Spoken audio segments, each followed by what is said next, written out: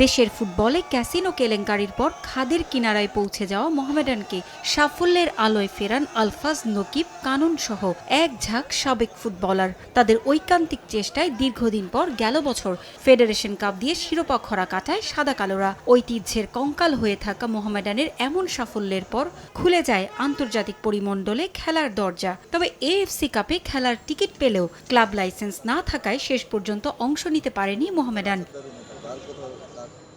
আন্তর্জাতিক মঞ্চে খেলার লাইসেন্স না করেই পেশাদার লিগে নিয়মিত অংশ নিয়ে আসছে ৮৮ বছরের পুরনো ক্লাবটি। ক্লাব কর্তাদের হুঁশ না ফিরলেও এক বছরের মধ্যে ৩টি আসরের ফাইনালে উঠে নিজেদের অপ্রতিরোধ্য যাত্রার আভাস দিয়েছে ফুটবলাররা। তবে মাঠে ফুটবলাররা চেষ্টা করলেও লাইসেন্স করার খবর নেই ক্লাব কর্তাদের। ক্লাবের এমন অপেশাদার আচরণে হতাশ ক্লাবটির সাবেক কোচ ও ফুটবলার হাসানুজ্জামান বাবলু। এতদিন যাবৎ মডার্ন ক্লাবে লাইসেন্সিং হয় নাই, এটা আমাদেরকে কষ্ট দেয়, আমাদেরকে কষ্ট দিয়েছে। আমরা আশা করব যে আগামীতে কর্তৃপক্ষ এই দিকটাতে বিশেষ করে নজর দিবেন। আমাদের লাইসেন্সিং সিস্টেমে যেতে হয়, তাহলে এগুলোর পূর্ব শর্তই হচ্ছে যে একটা সুন্দর মাঠ থাকতে হবে, একটা সুন্দর ট্রেন্ড থাকতে হবে। কমিটিতে যারা থাকে তাদের প্রত্যেকেরই ক্লাবমুখী একটা বিহেভিয়ার, তাদের আচরণ থাকতে হবে।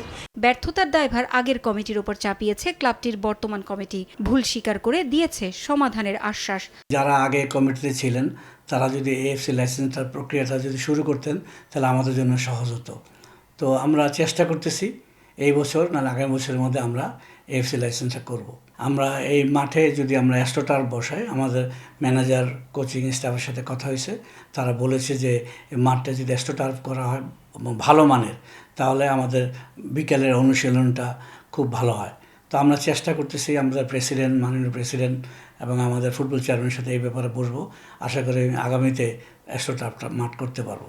সে সঙ্গে মাঠ সংস্কারেরও আশার কথা শুনিয়েছেন এই কর্মকর্তা। স্বাধীনতার এত বছরেও আধুনিক সুযোগ সুবিধার নিজস্ব একটি মাঠ তৈরি করতে পারেনি মোহামেডান। বিভিন্ন সময়ে ক্লাব কর্তাদের উদাসীনতার বলি হয়েছে সাদা কালোরা। সাবেক ফুটবলার ও সমর্থকদের চাওয়া অবকাঠামোগত উন্নয়নের পাশাপাশি ক্লাবের প্রতি নিজেদের নিবেদন আরও বাড়াবেন ক্লাব কর্তারা। পারভিন আক্তার, সময় সংবাদ, ঢাকা।